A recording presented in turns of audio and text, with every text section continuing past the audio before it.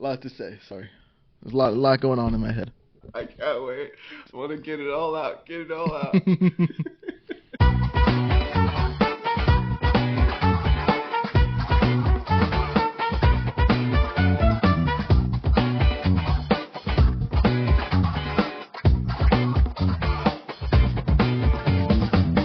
What's up, everyone? Welcome to another District Gooner Pod. I'm KP. Joining me virtually is my good friend and co-host, Steven. Howdy. Steven, what episode is this? Number 10, the Big Ten. Let's do it, man. We're on to double digits, and the Arsenal are also on their way to they maybe getting double digit goals at some point from someone. I don't know, man. I'm honestly so shocked from what I just watched. The Arsenal finished 2-2 against Tottenham at the North London Derby, and we're recording on Sunday post match. Have some of our reactions, thoughts. We're just gonna get into the game, man. Or do you want to talk about the lineup at all and some of the pre-match vibes? Uh, we could talk about the injuries, but just as a let me preface with this. So, game was at 9 o'clock in the morning for us. It is currently 6 p.m. So we've sat on it a little bit. I think initially, obviously the vibes aren't great, but we've sat on a little bit. So hopefully we're a little objective. Got a lot to say. First things first. Trussard out. So talking about the lineup. Eddie in. When you look at the lineup, they had Eddie at left wing. Trussard is out, not even on the bench. Looked like he was injured. So that's something else that hurts because Martinelli just got hurt. So not great. Start of the game, though, was immediately clear. Eddie was in the 9 role. He was playing up top. And Jesus was out on the left, which I actually really liked. We talked about this last season. Eddie is a forward. He's a striker. That's where he's going to play. We had games last season where Eddie played on the left wing. Did okay. Just that's not where he wants to play. Jesus can play across the front three, I think. We know he can play on the wing. That's where he played at City. So I did like that adjustment to start off with immediately when the game started when I saw Eddie go into the middle. I did like that. But as far as the lineup goes, other than Raya, we can talk about that later if needed. But it is what it is at this point. This is our team going forward.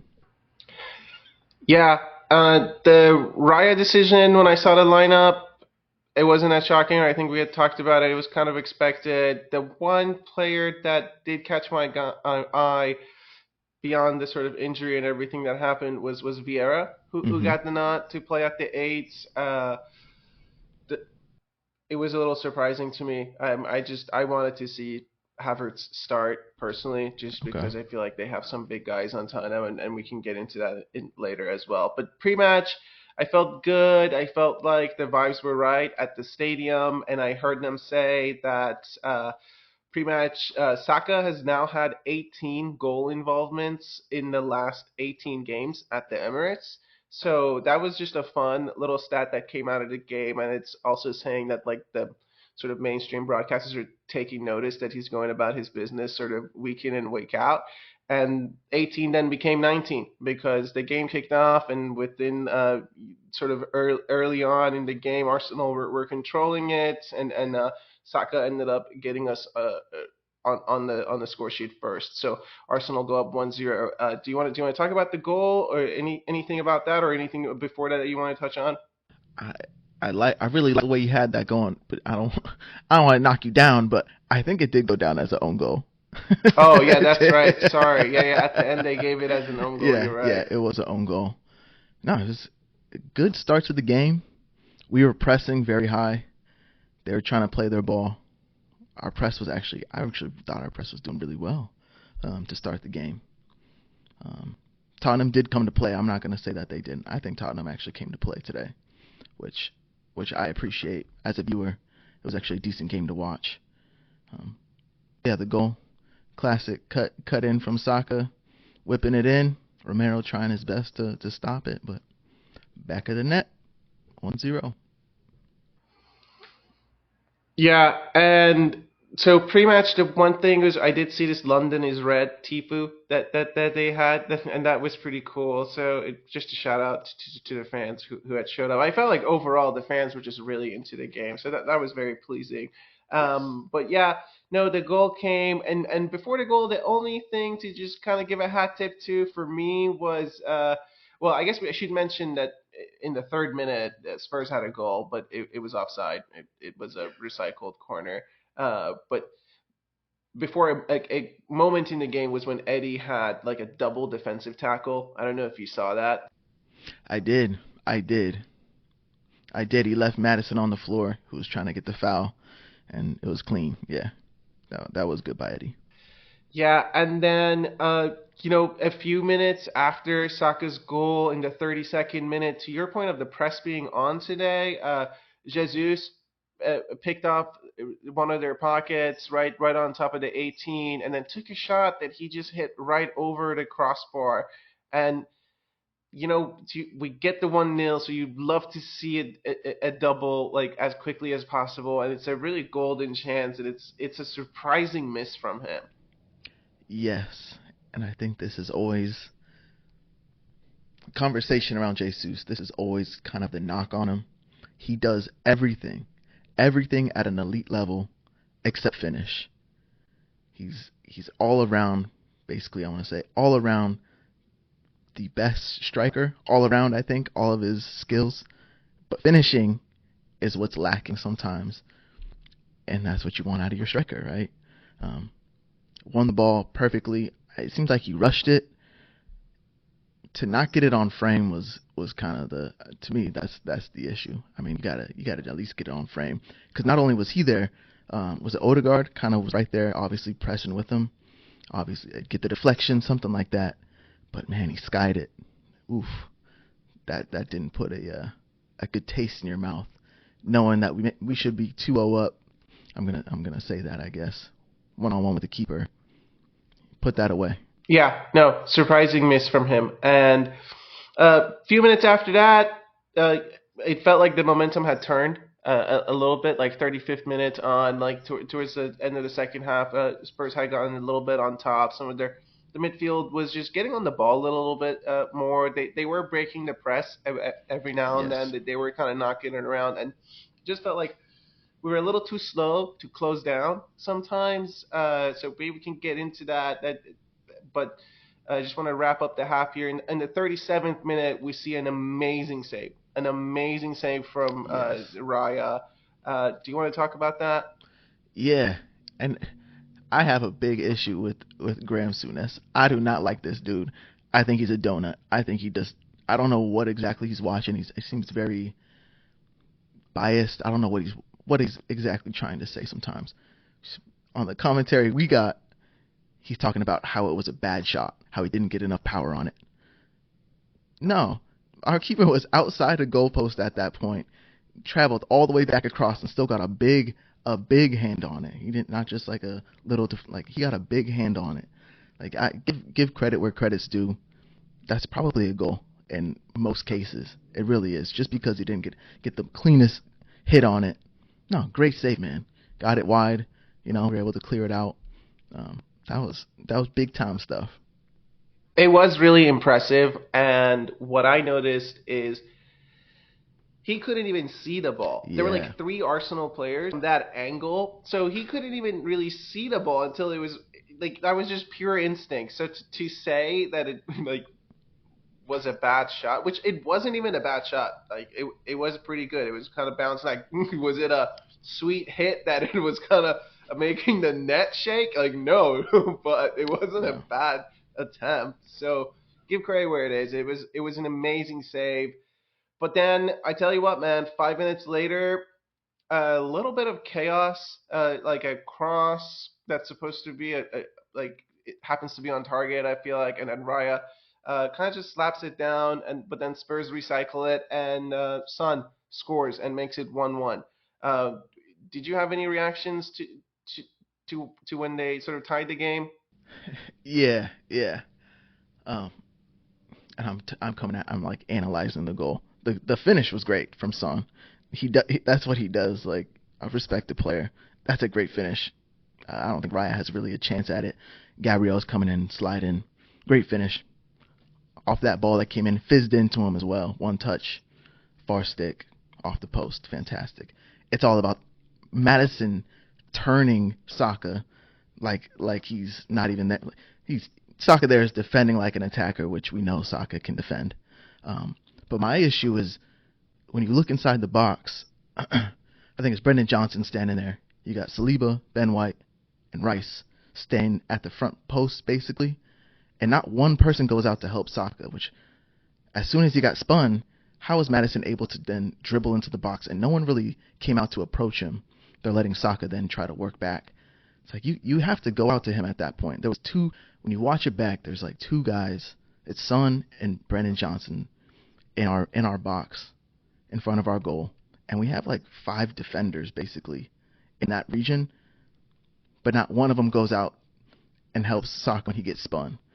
That's the disappointment really. I don't know what the thought was there. I don't know if no one's communicating, but someone needs to go out there and either Rice or Ben White should have been on top of that. It was strange, and I thought maybe we switched off a little bit, thinking that he wasn't going to get to the ball, thinking it was going to go out of bounds because it was very close. So I thought maybe in that moment, maybe one of the defenders just thought, "Oh, I don't think he's going to make it. Like, he's not that fast." Like, it was a long touch, so maybe they just thought he wasn't going to make it to it.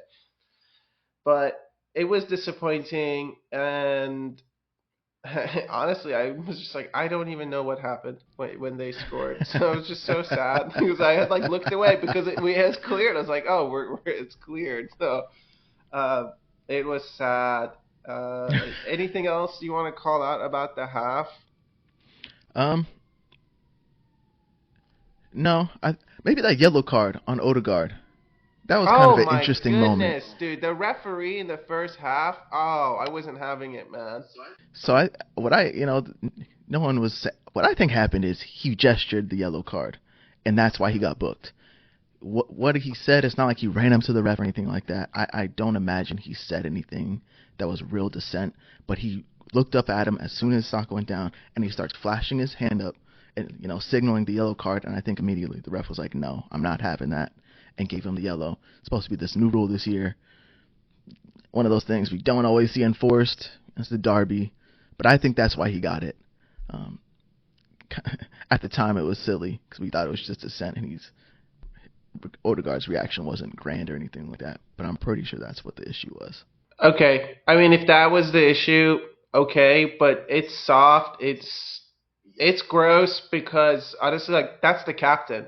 That's the captain of the club, right? Like, if the captain can't talk to you, then and that shows the stature of the referee that doesn't know like who that person is, or doesn't recognize in that moment that this is the team's captain talking to me, or this is the team's captain who's like doing this. So if it's just a gesture, I don't know.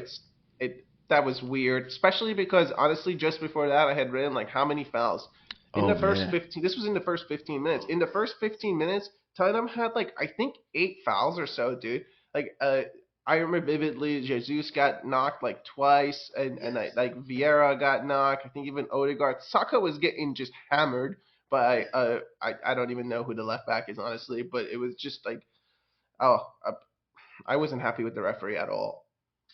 No, and I think you had a great point there. He is the captain. It's the derby. Emotions are high. It was so early in the game too. After we've, like you're saying, taken a little bit of punishment to that point. Sokka's been fouled by this guy a couple of times. His name, Ugoji. Is that his name? I might be butchering that. Yeah. But he's fouled him a couple of times now. So immediately happens, and he turns around, and he flashes it to him. I think that's a shame. You have to know the moment as a referee. You're a professional. You do.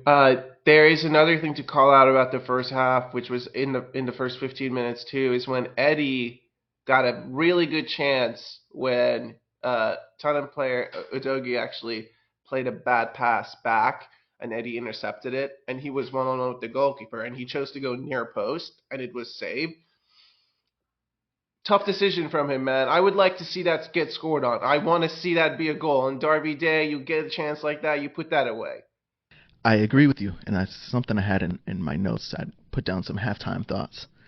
The Jesus chance, or the Jesus chance, as well as that Eddie chance. So how are you gonna? These are high quality high quality chances. The Eddie one, man, I swear I feel like he knows Fabio's there because he's the one running into the box, and I'd like to see him square it to him. And I think he has the better opportunity because Eddie, from where he is, it's so tight. That's such a tight angle. He obviously tries to near post him, which is probably the only place he can go. Not the best option. I don't think that's a great option as soon as it goes out for a corner, so that's cool. But he could have done better there. I think he should have squared it. I agree, man. I agree. Also, I guess let's get into the second half. I think you have some halftime thoughts. I'd like you to give them to me. Well, I have one particular halftime thought, which I had even pre-match, which is that Kai Havertz should have started.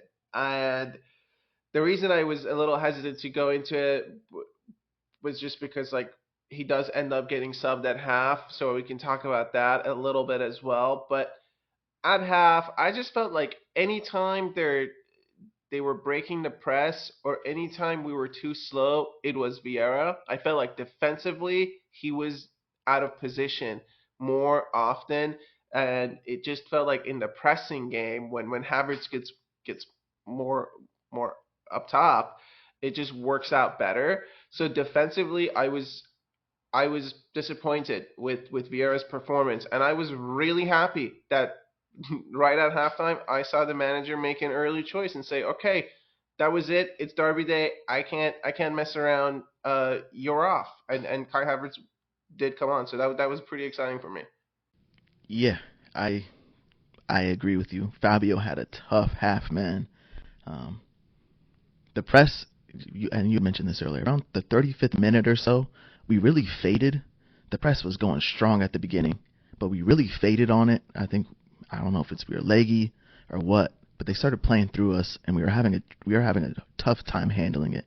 I mean, Tottenham came here to play ball, and eventually it was working for them.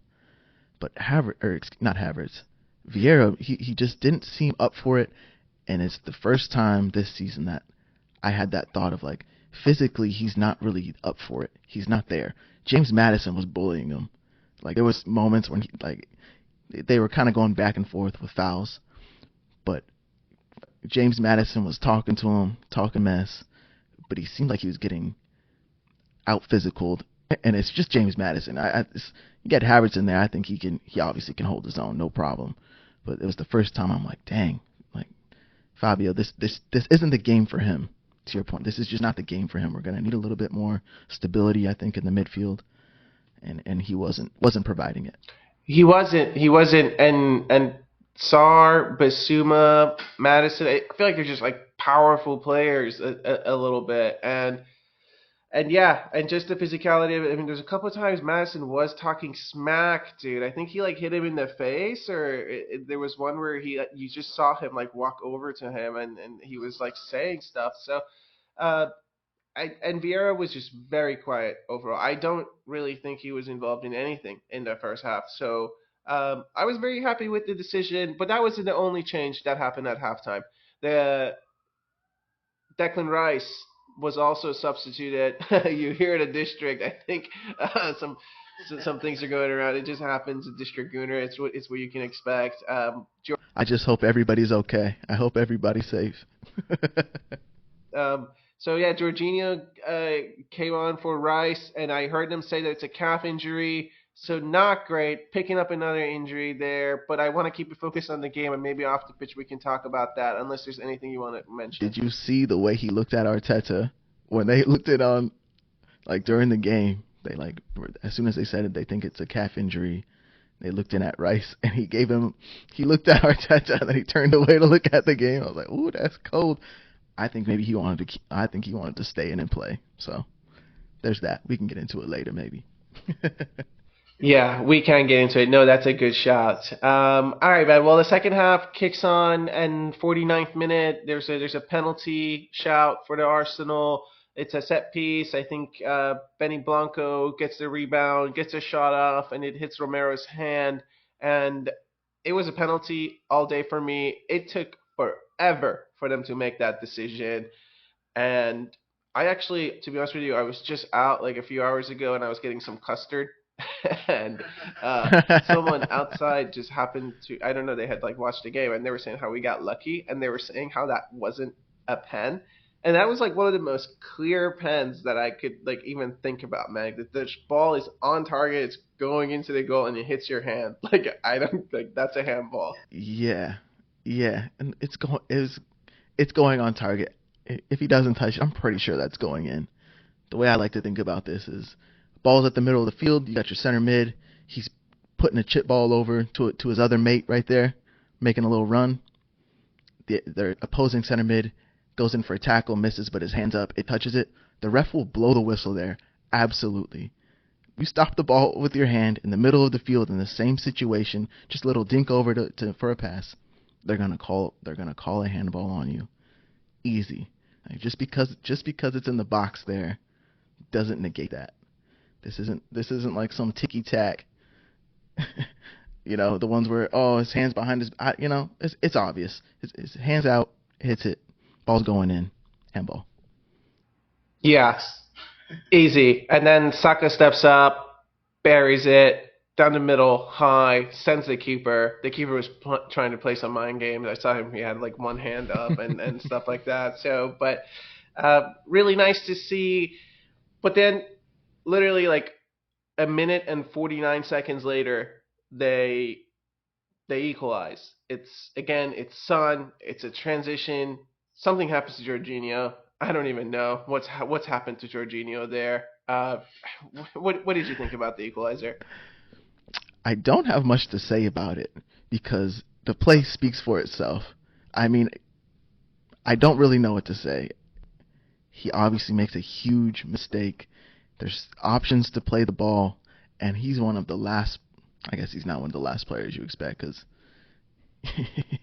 I guess maybe we've seen this before. But he has so many options and gets stuck on the ball. And it's, I don't have much to say about it, man. It's pretty disgusting. Yeah, so 55th minute, it's 2-2. Let's touch on the goal just afterwards, I guess. So you have the note in here. Fans are cheering his name.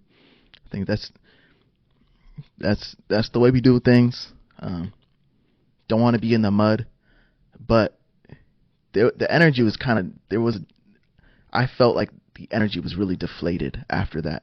We had a very tough period after that, and I'm thinking, what? So this was 55th minute, right? Around when their goal happened, almost to like the 80th, man, 85th. I think we got outplayed for like 30 minutes straight. They were on top. It was just a very deflating moment. You go up once, have kind of the first goal go in, which obviously defending wasn't great, but it's a clean goal. The second one, we didn't give ourselves a chance there. I mean, so it's a one-on-one with Raya. It's Son. He does what he does, slots it. But did you feel that? Did you feel like the energy seemed like it was drained? We're having a hard time pressing already. I don't know. It just seemed off. Yes, I agree, and I can kind of tell by looking at just my notes, right? Like from this 55th minute to the 75th minute, like my notes are just the ref is trash, which I thought the ref was trash, bro. and then and then I wrote down that Madison got injured at some point, and I'm expecting +8. But like these notes are just like these are not good notes. It's because like we're getting outplayed. I'm paying attention because I'm worried that we're gonna get scored on. Like these are the type of notes where like I'm engaged because I'm watching with Yeah. worry. And I didn't like that. That type of goal really deflate that. Man, we had just scored a goal. It's a huge game. It's already a tight game. I think it was in the balance at half, and we knew that. Man, they outplayed us for a good period. And my only thought was, can we get subs in? Maybe like where are we gonna get energy from? Who's gonna create something? And I guess that's kind of what's next. I guess a couple subs did come in. The subs did come in, but also to touch on your point actually of the fans feeling deflated and kind of like out of the game or just like the sense of worry. The sub came in at the 75th minute, 20 minutes of just them being on top, and it was Reese Nelson, and he subs on for Jesus, and you really felt that in the stadium, the fans were not happy with that decision, that it was Jesus. And to be honest with you, I personally, when I saw Reese warming up and the board go up, I was like, Eddie's going off. So what did you think about that sub? That is the exact. At halftime, I was like, Eddie's having a bad game. He defending. I will not take that away from him. He put in an effort defensively. He pressed like crazy, and he did well there. But football wise, he was not on today. Didn't have a touch. Didn't have a pass. Didn't have a finish. All right. So you got one of the 4 items. Yikes. He had a tough game, man. Opposite of Jesus, he's gonna give you the 3, and hopefully he gives you the 4th, right? Eddie didn't give us 3 items. Like, ouch. When Jesus came off, and maybe the commentator made me think about it just for a second. It was Jesus coming back from injury, maybe. They don't want to give him the full 90, but I don't know about that. In this game specifically, he's gonna get a week off. He can get a week off because the Carabao Cup game is on Wednesday. He doesn't need to play that. Eddie was the choice for me. It sounds like you saw it the same way. Absolutely, and I think the stadium saw it the same way, dude. So, if you had eyes and you're watching the game, you saw it. It was one of those. It was like one of those assistants should have seen that. Like, was this not discussed? and I want to go over to say this as well. We like Eddie. We've been gassing this dude up. We are Eddie fans. So it's not that we're coming at him. We don't believe in him. I think he's a good player, but today was just not his day. And when it's not your day, you need to come off. Okay? It's harsh to say it wasn't his day. He was in the game. The first half he was up for it. He was up for it defensively as well. He should have scored. Yes. I also just thought, to be fair, their new center back had probably like one of his best games of like the season. The number, I think 27 or 37. 37, yeah. Van de Ven, the left-sided center back. Yeah. He had a good game, I thought. But the game, they added 10 minutes, but it just never felt like there was going to be a real shot. There were a lot of like set pieces. I felt like some corners where I felt confident, but I definitely didn't feel like we were like playing our game that second half. And then Smith Rowe comes on. Good to see, but it also comes on for like Saka is limping, so like another injury potentially. So I don't know. Anything else you want to touch on in the second half, dude? No, I think we've hit it pretty well. We can go maybe just some thoughts on the overall game. So like off the pitch, just some general thoughts. How did you think Saka played the second half? Today, just in general, there were some things that he was doing a little uncharacteristic, I felt. When he receives the ball and when he kind of like backs in or like lets people in and he spins them, it's just like some things were coming off for him, some things weren't coming off for him. He had a good game. I don't think he had a bad game, but he didn't have a best game. Yeah, I agree. I didn't think he got the ball enough in the second half, man. That the left back was on the yellow card. I don't remember him getting hacked down as much in the second half, and I don't think we were feeding the ball. I don't think Odegaard had a great game either. Shout out to him for actually playing the full game, though. I will say that. Maybe if there's a moment of brilliance, which didn't happen, we pushed at the end. We were pushing some, but there was no significant impacts, as you said. But I'm surprised we didn't feed him the ball more, I guess, down the right side. When Havertz came on, he seemed like he was more involved. The left side was doing things, but the right side was not in the second half. And I was just surprised. Just like in basketball, when you got the big center in there, you get him 5 fouls, go at him. Go at him. Go at him. Go at him. Get his sixth foul. Get him out. Um, got his yellow card. When that happened early, I was like, he's done. Like he's done today. We're gonna go at him. Either he's coming off the field, or he's coming off on a red. But that wasn't the case, and I was a little bit surprised by that. Yeah. Hey, how did you think Raya played? Decent. I thought he had a good game. Decent. Both goals. I don't think he really had a shot at. I mean, the second one, if he could have saved that second one, that would have been absolutely brilliant, and he would have had the best game ever. But even his long balls, maybe I'm sure his percentage was down today. But it was a different type of game today. So, what do you think? Yeah, no, some today on the ball he worried me a little bit. Just a couple of instances. I don't know if he was just like holding on to it a little too long, and then a few that he just like literally kicked out of bounds. Like Yeah. I think with his like weak foot. So there were a couple of instances like that. But also I noticed one big thing that's a little different with him is he's very quick to release the ball with his hands. That's something that's different about him. I think Ramsdale kind of holds the ball a lot in his hands, and then kind of ends up being on his feet, and then we like build out. With Raya, it seems like when he gets in his hands, he's very more inclined to just roll it out to one of our center mids for that like 5 yard roll. He does that a lot, so that's just something else that I noticed. But I also felt like the second goal. No, was it the second? No, the first goal. The first goal, that's too soft for me. The left hand, I don't know what he was doing on that cross. Oh, the cross, yeah. So when I hit the crossbar, and then he saved the shot from Johnson like straight into him. No. The Tottenham goal, the first goal where it's across from the right side, their player like whips it Yeah, in, doesn't it? and he Oh, just did he like touch it? I thought it went off the crossbar. I think he Oh, I thought it touches went off the that. crossbar. Maybe I'm mistaken then. I thought he We should misjudged watch it and it went that. off the crossbar, and then it went to Johnson, took the shot, blocked the shot, and then out to Madison, and the rest is history. I'm gonna try to pull up the highlights here, man.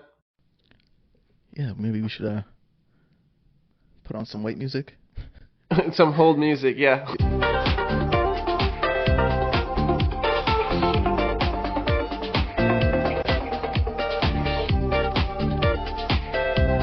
So yeah, I mean, it looks like it hits a little bit at a crossbar. It's kind of hard to deal, but it also looks like he pushes it out with his hand. So I just feel like he could have done better there. Yeah, if it does, it's super close. But if he does touch it, that's one of the ones you would hope that he could just put over. He misjudges it. As when the ball's coming in, he's scrambling back. So he absolutely misjudges that. So fair enough. But yeah, man, no, that's the game. Hey, man, we move. There's a lot of things with these injuries off the pitch, man. I mean, what's Declan Rice with his calf thing? Don't know how serious it is. Obviously, uh, more worrying. The thing about Trossard, don't know anything about it. Not even in the squad, so that's a concern. And then, yeah, Martinelli, obviously he's out. So, but hey, Brentford coming up. Maybe we'll see a lot of people get playing time. Yeah. Is there a timetable for Martinelli? I haven't seen one. No, I have no idea. Okay. But they're saying it might be his like hamstring, so you just never know with those. Yeah. It's tough because we go from having all of this depth, and then you really look at it. Like today, our bench, we have 3 attacking options, just the 3, and and 2 of them haven't barely got any minutes. Reece Nelson and Smith Rowe. So like Smith Rowe to me is Arteta's like last effort. Go out there and give me what you got, and then Havertz would be the third. So that's kind of tough. If we had Trossard coming off the bench, or you have Eddie coming off the bench, you have Martinelli coming, it's a little bit different. Someone that gives you an edge. These guys currently gonna make it tough. Yeah, so I mean, I feel like we've been saying, can't wait to see the rotations, can't wait to see the depth, can't wait for it to be September, October to really get into a run of games, and here we are, the Arsenal way, dude, looking down the injury barrel, and but hey, let's talk about something else off the pitch that happened. Some good news, right? Our captain, Martin Odegaard, has extended his contract at the club. He signed a 5-year extension. He became the highest paid in the club. And one, it's very cool. What do you think about the extension and the job that the team has been doing in the background? I love it. Um, great Brit. When we got him on loan and he played for us. I remember I don't think he impressed very much. They made the decision to bring him in, and he has hit the ground running and he's taken off, and now he's our captain. Uh, I love it. I think he's an Arsenal player. I think he has settled in for us, and he is an Arsenal player. Um, he's got that mentality. He's got that flair.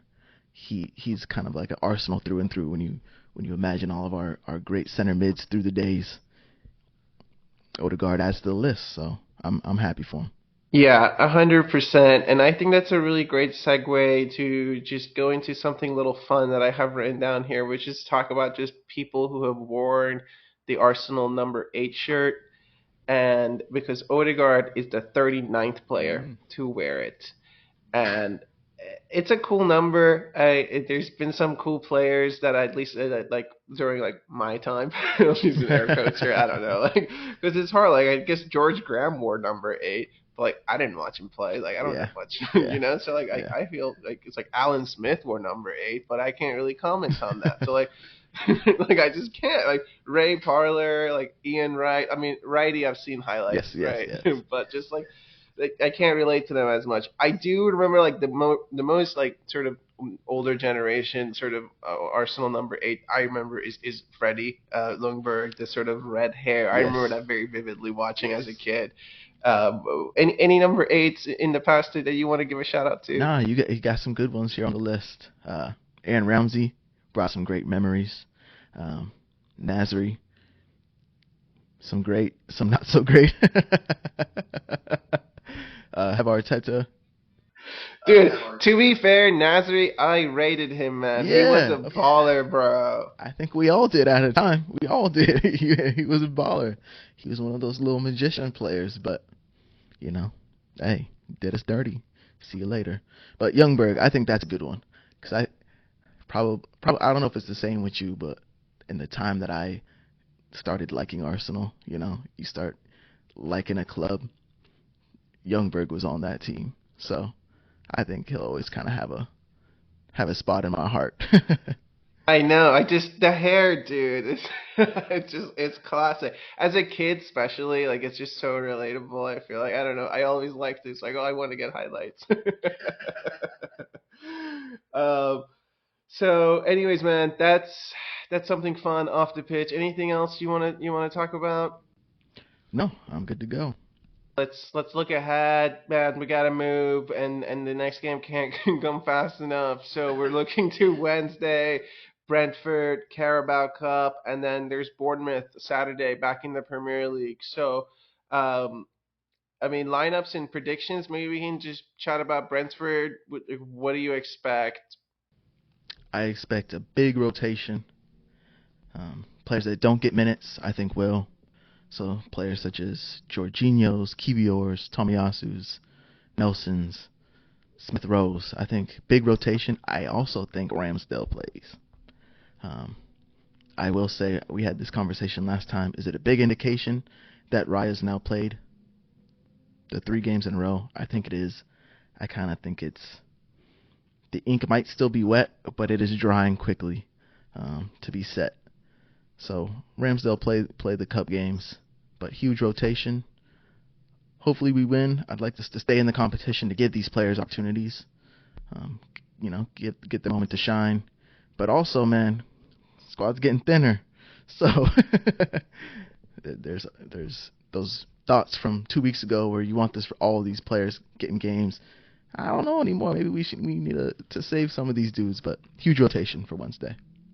100%, dude. I'm of the same mindset, and I actually think, I mean, if we end up losing and getting out of the competition, it wouldn't be the worst thing, just given where we are right now. In this moment in time, it just feels like it's a sacrifice or something I'd be willing to like accept.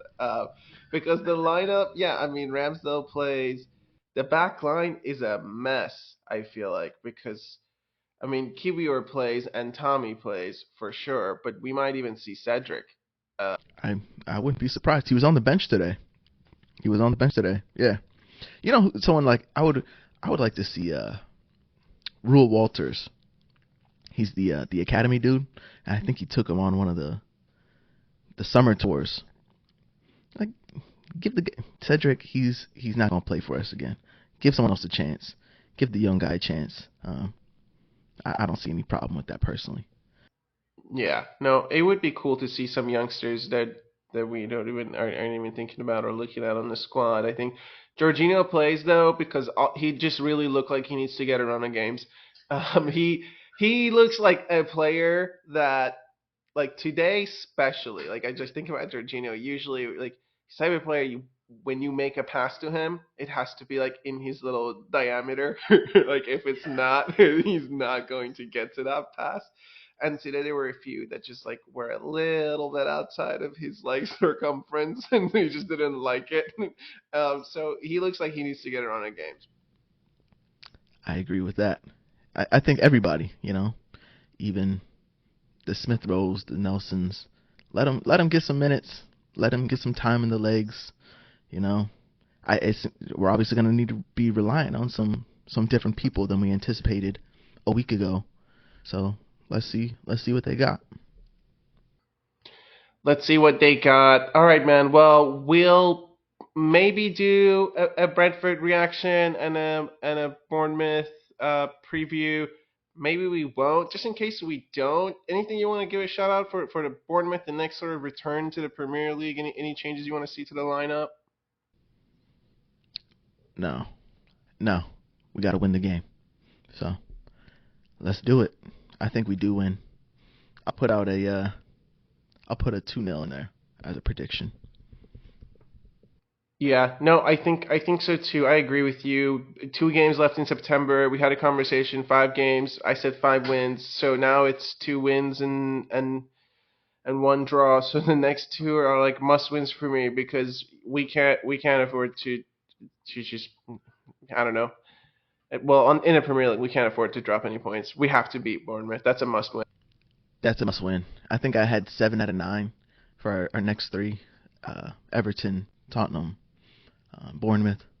So got 1 win, got a draw, got to win this one. Obviously, of those 3 games, this is on paper the easiest one for us. So let's get that win. But before we move on or anything, I think you did get a prediction correct, didn't you? Them boys with Une up in or down in Aston Villa. I don't know where they are geographically, but wow, how cool. 1-0. They slapped up Chelsea and Ollie Watkins with the goal. I mean, heard it here first. Don't expect too many like it. These are like once in a fortnight. The fact that I've gotten a 4-0 and now this, it's just like actually, He's I don't know. It might fire. start like pigs are going to fly around the district tomorrow. I love it. Not only called the win, but you called an Ollie Watkins winner. Shout out to you.